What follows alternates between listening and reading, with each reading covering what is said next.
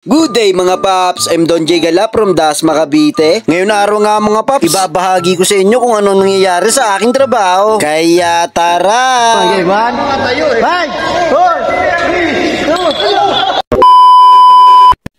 At ito na nga yung chismis natin mga paps. Nagkaroon nga pala kami ng maliit na salo-salo dito sa office namin. Kasalanan nga pala ito ni RFM. Paano ba naman kasi sa sobrang daming pagkain, di namin akalain may pasample pa sila ng banana cake nila at may pag-grocery pa nga. Bago nga pala mangyari ang lahat ng yan ay meron pala silang pa-surprise birthday kay Boss Richard. Happy birthday, happy birthday, happy birthday to you. Pagkatapos nga namin kantaan si Boss Richard at mabigyan ng award yung aming mga tropa, nag-start na nga pala ulit kaming lumapang. Siyempre pagkatapos naming lumapang, hindi mawawala dyan ng Sharon time. Yan, ebidensya ng mga nagsasharon po. Yan po yung mga nagsasharon. Hindi naman masama mag-Sharon.